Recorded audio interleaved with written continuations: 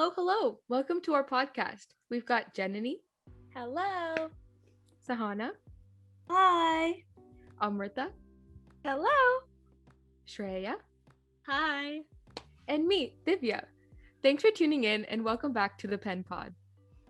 Thank you guys so much for your support. We really appreciate you guys taking the time out of your day to listen to our discussions. We hope you guys enjoyed our episode last week about our performances. It was super nice to reminisce those memories. This week, we're talking about our personal and educational experiences as Asian Americans. But before we get into our discussion, we wanted to say that everything that we'll be talking about comes straight from our personal experiences, and we're not talking on behalf of any other individual or group of people. So, why don't we get started maybe by talking about our education? Because I think that's kind of like, we can start talking about Asian American history and what we know about it, what we've learned about it so far. Mm-hmm. Well, that will be a quick discussion. Yeah. Because Yes. if I'm going to be completely honest, the extent of my Asian American history was the Vietnam War, the Korean War, Yeah. and Japanese India internment. was a colony for a long time, and they had the Mhm. caste system, and they still do. Like, that was Yeah. Oh, and everything I Mahatma Gandhi. learned. Yeah. Right. You can't Yeah, forget it's so Mahatma crazy. Gandhi. Yeah. I think that's pretty much sums up my entire education. I think most of my education, honestly, if you ask me today, I would still not be able to confidently tell you anything. Yeah. But most of my education came after high school when I took specific classes in college, and it just happened to be involved in there, which is kind of sad. Not gonna lie. Yeah. Mhm. Even the history that we did cover in school was still it was told from a Western perspective. It wasn't subjective to the culture or those experiences of the people who were actually there. So even when going back, and I definitely haven't done my part in terms of really going in depth of everything that we would have learned in elementary, middle school, and kind of relearning how things actually happen, because we know that all history is biased. But it's definitely, like, you can tell when you are looking stuff up and you're reading different articles, or like as citizens of the world now, when we're looking back and reading things or even reading current events, we're realizing how much of those things were really biased and not really how things actually happened. So Also, speaking of learning things, I know actually, all of us except Divya went to the same middle school, and my year didn't do it. But didn't you guys do the marriage project? oh my Yes. god. We Like, did. Do you guys want to explain that and how Yes. weird that actually Yeah, was? Yeah. It's really weird. Really, yeah, like looking back on it, it's like, okay, so we'll Why did we explain do it for that? people. Mhm. Yeah, Yeah. right. We'll explain it for people that don't know what we're talking about. But basically, in seventh grade, our social studies class, we had this project when we were learning about India, where it was basically all these students were split up into different castes as part of the caste system, and then they were randomly picked. So I don't really remember how this happened. I'm pretty sure it was like randomly getting like It was paired random, off. yeah. Yeah. We so also- you would get. Oh yeah, go. No, we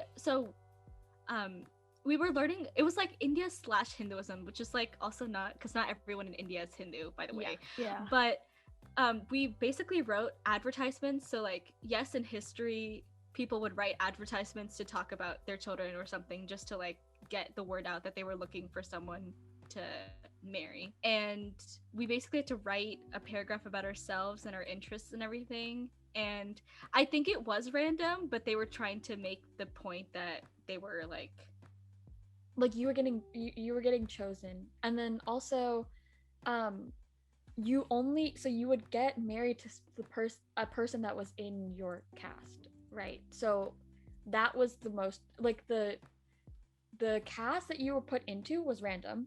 Like, that wasn't decided on anything, it was just purely random. But you could only get married to someone that was in the same caste as you. And as seventh graders, I personally did not think of how messed up that was until yeah. like even just a year ago, and I look back Yeah, and just I was like, looking back on it, it just like the caste system was something that was outlawed like so long ago, and I get that they're trying to teach that, but it's a whole other thing when they're trying to like make a whole project out of it and put students in that caste system and have them like married. And I guess it didn't seem like what they taught was being taken seriously, you know? It wasn't taken seriously, and it also wasn't encompassing of the actual culture, because that's usually where people's minds first go to, which there's nothing wrong with that.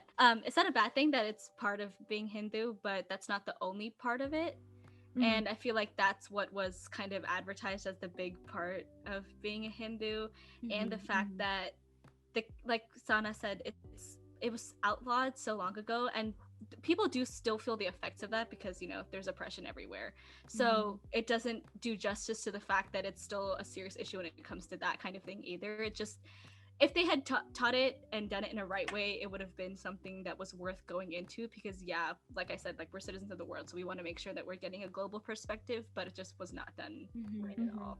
I think even other than just like talking about other aspects of Hinduism, even the way they portray the caste system itself was not the most accurate, because yes, like, while the implementation and the societal, like, the way people turned it into being a system of oppression was not the original intent. Yes, exactly. Right? It wasn't meant to be restrictive. It was literally just a way to like classify the different kinds of jobs people can do. Humans, I guess, mess things up. Power gets to their head. And so it turned into a hierarchy when it was never supposed to be.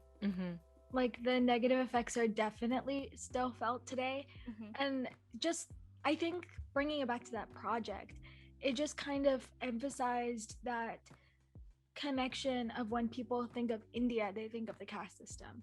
And so it's like so many misconceptions in one, because the caste system is a Hindu thing, and all of India is not Hindu. And then there's also, it's just a negative perspective. And yes, I agree that for a lot of people, the caste system is just negative in their lives, for a lot of people in India.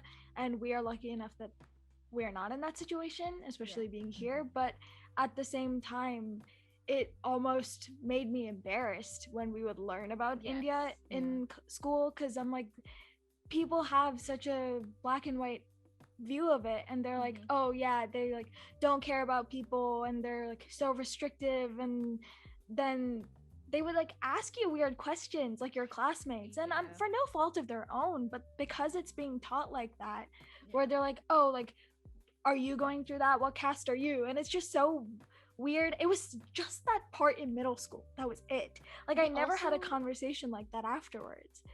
Do you remember them also teaching us about the untouchables and how that was such, like, what was happening is all I can say.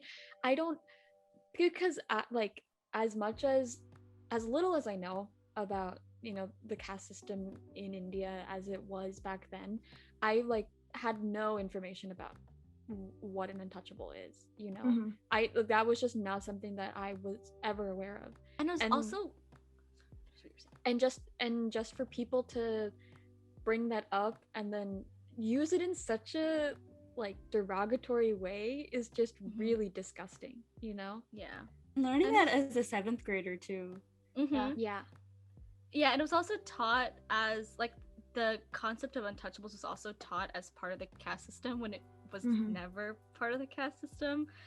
So it's been very twisted from where it was, and that's, like Divya said, because of, you know, power trips and people like feeling superior in some kind of way, and so it was turned into something that it was never supposed to be. And I guess it kind of says something about the fact that you guys did it when you were 7th grade, but I never did it. When I went into 7th grade, they got rid of it that year. But at the same time, it was in 7th grade where we had a Hinduism unit, and me and my 2 other Hindu friends were called to the front of the room, and we had to explain things. And really, it's just so crazy to think about now, because if people genuinely ask me, I will gladly talk about it, because it's just like another, like, just talking about it, it's a conversation that I'm okay with having. But being 12 years old and being like, oh, who's this guy? What is this Yeah. God? And then people would ask questions in the way that 12-year-olds do. And when you're 12 years old, you don't know the answers to everything. So Yeah. then you feel the need to like justify it, but with no actual justification because you don't know anything. Yeah. So No, Yeah, and it's the just idea great. and the idea that, I mean, one of the things we learn is that Hinduism is a polytheistic religion, but then like Yes. a lot of us actually see it as a monotheistic religion. But anyways, like thinking about it as polytheistic, and there's like so many different gods, and so like kids were like, oh my god, is there a god for everything? And then they'd come up with like really Yeah. weird like Mm. dirty things, and they'd be like, oh, is there a god for this? And I'm like what do you say to that at like in Yeah. But fifth that's grade, also you know? part of the concept that like anything out of the like Western bubble is not as valid, or like for lack of a better term, like it's just not the standard, because Mhm. then if like we would never say that to someone who's Christian, or someone, you know, like it was very normalized to say that because didn't know enough about it. And obviously, like, yeah, we're 12, we are young, but because of the way it was taught, it gave people gave them the room to be able to talk like that and ask those questions, whereas like we would see it as very disrespectful if it was the other way around. Mhm. Yeah. Yeah. I really appreciate, so having taken or having been taught about like Asian culture in Mhm. like primary and secondary education, and then also learning about it by taking a course in college, I I can see that there's this really big shift in how things are being taught in terms of not even just content, but also I think with in terms of like the respect that's given to people of this culture. Yeah. Because so this past semester I took two courses. One was called I think it was just called like Asian American history, or it was called the Asian American experience actually. Mhm. And then the second course that I took was languages in Southeast Asia, and there was some overlap between the two just because of like we talked a lot about colonialism and immigration and Right. like the spread and the transfer of like ideas, thoughts, and people and languages. And one thing that I really appreciated about the courses that I took this semester was that I so it we all speak Tamil, right? And they're surprisingly enough, I don't know if you guys knew this, but I have just come to understand how like expansive of a language Tamil is, and how like widespread and old it is. Like I was Mhm. always like taught that oh, Tamil is like one of the oldest languages, but it sometimes it feels like a nationalistic thing where it's like oh yeah, sure, everyone says that their language is like the oldest, you know, but Yeah. to see like the history of it, we in our my Southeast Asia class, my professor reached out to me like the week before she was going to talk about the language and was like, hi, I'm going to talk about this and I don't know enough, so if you are willing to and you're comfortable with like speaking about this, I would love to have you come and talk to us, and like we can have a conversation where people, the rest of the class is just listening in, and here's what I want to talk about specifically. And she kind of like gave me a list of stuff and was like, I'm preparing you. If you want to talk about it, please do. But if not, that's totally fine. I just wanted to give you a heads up. And like that experience compared to what like Bub Yeah. went through in 7th grade is just like could not be more different, you know? And I think that says a lot about the, like you said, the shift, because I was talking about this with my sister last weekend actually.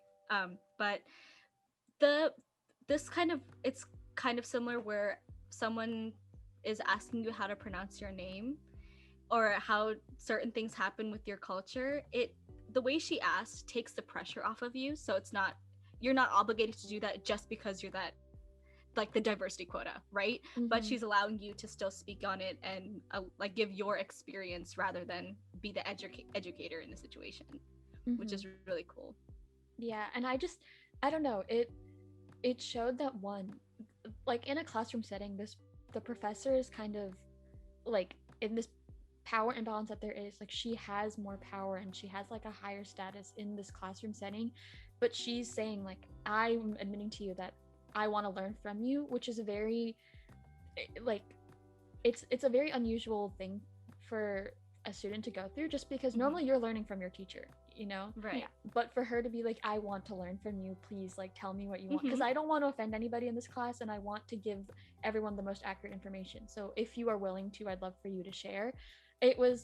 It makes you also just more inclined to want to share, because people should be like, we're all lucky enough to be in this place where we're proud of our culture and we're proud of being Asian American. And I think for me personally, the Asian American class I took definitely helped with that, because we were almost all of us were Asian American, and we had all these different experiences, but we all by the end of the semester were like, this is cool, like what we are is really cool and we are awesome people. So That's so great. it was such an enlightening experience, because it was very like communal too. Everyone was on that same wavelength.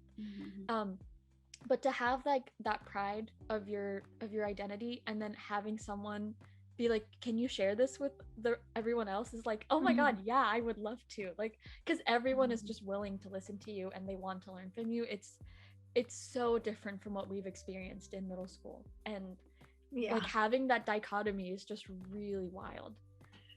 And considering how vast Asian American experiences are, and still being able to connect with each other and learn from each other is really cool in that kind of setting. And that also goes to show that I think in general, at least for us, coming to college has opened up our eyes a lot in terms of like the culture shock, but also just being able to kind of investigate or kind of discover things on our own that we were never taught, but are now making us very aware of how the world actually works, and being able to connect to people more because of that as well.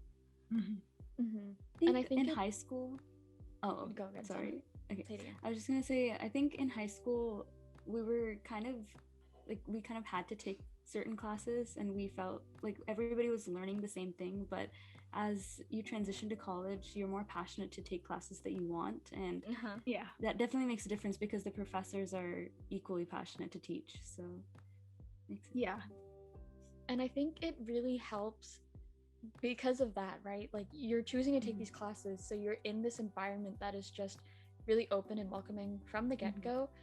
And I mean, again, just from my experience, it's really amazing to see that even though I was in this class and I was one of 2 Indian Americans, and there were so many other types of Asian Americans in this course with me, we all had slightly different experiences that kind of converged on the same like identity at the very end.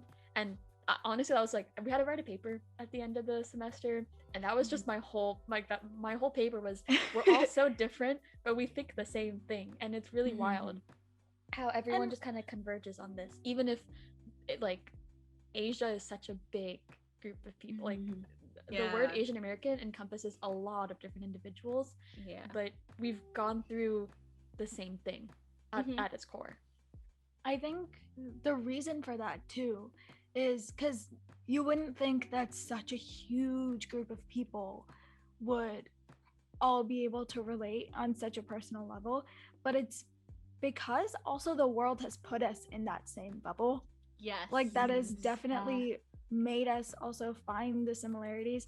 And if you look back into like colonial pasts, you can find a lot of similarities there too. I think Bub can have like the more accurate facts about that. I know all the history now. But yeah, like I think despite our differences, the similarities is so important, because we need to be that community for each other.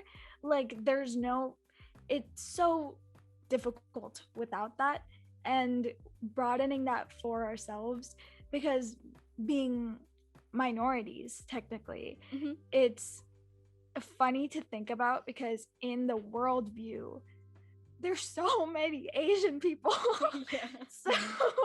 So you see that, and then again it comes down to the Asian American experience, because then when you're all forced to be in a bubble together, why are you going to attack each other?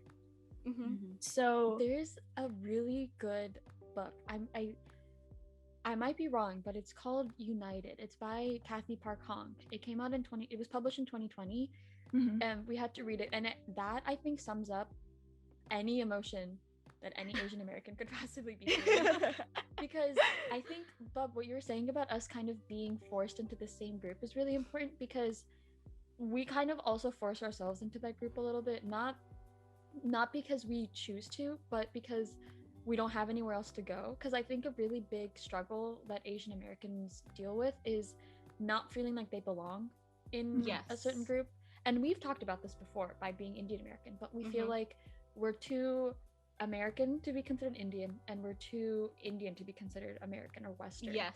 And that is an experience and a struggle that we are not that other people deal with all the time as well, because there are so many other Asian Americans. So because we all struggle with like, I'm too this for that and I'm too that for this, we make our own group for ourselves where we're like, okay, we are Asian American and we deal with the same things emotionally and mentally. And then that that feeling, that connection, like gives us that community feeling from the beginning, you know. That need to find a group is what gives us the group in the first place. And I think society around us has definitely tried to mold us into one or the other, but they're both still big parts of our identities. Like, again, specifically talking about us, because some people here lean towards one or the other sometimes. But being able to have that bubble, like saying, yeah, we're not one or the other, we're able to share and appreciate both sides of like what makes us who we are, is just really nice, especially when like we're being treated as one or the other from an outsider's perspective. And I think sometimes even we fail, or like not us specifically maybe, but our community sometimes does tend to isolate, or like, what's the word, ostracize, like discriminate against people who do lean more one way than the other. And it goes both ways. But like one thing that I was reminded of is like I was talking to my friend, and her college has like an Indian American association, and she was saying like the board, or like the leaders of the club or whatever, are all like Indian Americans who have grown up in the US. But then like when they have people come in from India, like international students, they like make fun of them for having an accent and stuff. And it's like, what? That's definitely something that we need to work on. And it's also because we're so forced to assimilate, like almost to a matter of survival, because we know, because I'm pretty sure every single one of us, when we entered daycare or preschool, had Indian accents because of our parents. Oh, for sure. But it went away, it goes away immediately. And then because of that, it's also having that duality of most of us, when we talk at home, is not the same way that we talk when we're at school. And it's like funny to notice it sometimes, because I'll hear you guys talking to my parents and you'll talk a little, you can hear the Indian accent. And it's like completely and it's like not purposeful. That's just like how it's like you change how you speak to different people. And because of that, I had a point.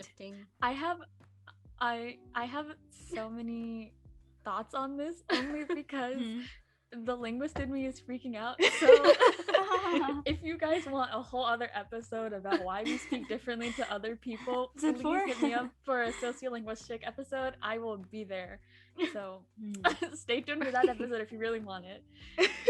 But there's just, there's a lot to unpack with that, is what I'm trying to say. And it's really cool stuff, but you're right. It is true. It's because it's like, in order to make, let me start over. And when you're making friends in these pivotal moments in your lives, I have found that I often go towards people who look like me. Like when you're at school and you're trying to like find a partner for a project, and they're like, pick a random partner and you don't know anybody. I'm like, where is the brown girl who's going to be my partner? And I do that because it's almost like a guarantee that I am not going to be judged for the most part. And so, or at least have some shared experience that you'll understand each other at some point. And I think it also comes down to some people who grow up in an environment that isn't surrounded, where they're not surrounded by people like them, they tend to steer away from the Indian of the Indian American or Asian of the Asian American, and people are like looked down for that. And I admit that I have also done that in the past, because I think a lot of people have done that, but then you come to realize that they did it probably unintentionally as a survival mechanism, where they're like, I want friends, and this is my way of making friends. And so I do think, like Livia said, we need to, as a community, move away from like judging people for that, because it isn't it doesn't make you any less of an Asian American, in the same way as being, I guess phobby is the word that people use. That exactly. Also doesn't make you any less of being an Asian American. I think in a way, I don't want to say like all Asian Americans share, but we have that like mental health or mental state where we know what it's like to have our feelings invalidated when it comes to like not being able to fit into a group, or being expected to always be grateful for our privilege. So, and I think what I'm trying to say. And I think we definitely are in a position where obviously we're not perfect, we're still learning every day. I think we have been surrounded with the right people to still be able to appreciate that, but also starting to realize that it's okay to also acknowledge that there is a part of our identities or experiences that are invalidated sometimes, and that's why it's easy to connect with each other, but that also connects us to people that we wouldn't necessarily have previously been connected to. And I think I can understand like part of the community for looking down on those people that might not be as Asian as the rest of the community, as a survival mechanism for the culture, because just speaking from personal experience, I feel like for my like the difference between my parents and me is that they will try really hard to instill the Asian part of our culture, because they don't want that to go away after I have kids. That's right? a fear like, for them, right? Like their top priority is to make sure that we are as much Indian as we are American, and so it kind of, they want to steer away from any instance where like I might be a bit more American than I am Indian, or I like look down on my Indian part. And I think completely unconscious to their knowledge, I think it's something that gets passed down kind of, because they're like, oh, we don't want that to happen to our child, so like naturally they'll kind of like go away from it, which gets passed on to the kids that are paying attention to every single step that their parent is doing when they're growing up. So I think for us, like, we also look at it and we're like, oh, we don't want to do that. And that's like, it's sad that it happens, but I don't think, like, I think it's really important to understand where it's coming from. And then like we're doing now we're looking back and we're like, you know, whoever we're looking down on might have some things that they're going through too, like their experiences in their life have led them to make these decisions. If we don't agree with it, that's just, you know, something we need to deal with, but we each have to do what's best for ourselves, you know. And they're definitely trying to maintain that balance, that it's all about the balance. They're trying to maintain the balance because I think they understand that when we go to school and when we're taking in different experiences and interacting with people outside of our like bubble at home, that we are getting, where those like American experiences, Americans' perspectives are getting instilled into us. So they're trying to bring the other side. And that still depends on like how someone interprets it, right? Because some Asian American parents might not do the same thing for their kids, or they might do it more. And so that balance changes. And again, that comes back to like, you're still Asian American no matter where those like lines lay or lines fall. But the fact that we have the opportunity to still take in that culture, and it, like, we all went through our different kind of ways of getting to the place where we were able to appreciate that. We talked about that in like the very first the graph, the very first like episode that we talked about being Indian American. We all went through those like learning curves and figuring out how being Indian fell into our lives and how we would express that ourselves. So it all just comes back to being able to express and appreciate both sides of our identities. Yeah, for sure. And I think that divide is something we could go into a lot, because not only is it such a big part of our lives, I think it's another thing that brings us together as Asian Americans. And so we could 100% talk about that forever, Like a because whole other episode. Yeah. I think it'd be really nice for us to like really unpack it and go into a whole other episode about it. Yeah, Because we just kind of like start at the surface. Like this was a very like this is a good start. Yeah, like the tip of the iceberg, I think. Yeah. We got a also whole big iceberg. Oh yeah. Yes. Also, so this episode is going out right after AAPI month.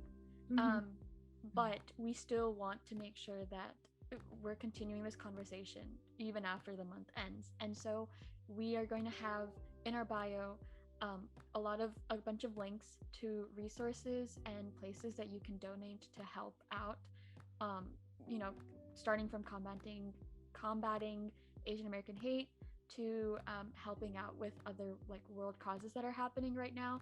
So we would love it if you guys could go check out our bio and just, you know, even take the time just to educate yourself a little bit, because any form of education, even the smallest bit, goes a really long way in furthering these really important discussions. Absolutely. Yeah. Well, guys, we could probably talk about this for hours, which we will be in another episode maybe. But we should wrap it up here for today. Thank you guys so much for listening. We really hope you liked this episode. We wanted to add another disclaimer that we are referring to our personal experiences in this episode, and those do not encompass the Asian American experience as a whole. We're really glad that we're able to have conversations like these that allow us to reflect on our experiences and highlight important issues. And like always, if you guys have any suggestions for what you'd like to hear us talk about next, or if you have any questions or just want to reach out to us, feel free to leave us a comment. We have a lot of different platforms that we're trying to expand to, so go anywhere on any of these platforms and let us know what you think. We'd love any and all feedback. Yeah, and speaking of other platforms, check out our TikTok and YouTube if you want some more PenPod content. All the links will also be in our bio. We hope that you guys have a great rest of your day and week.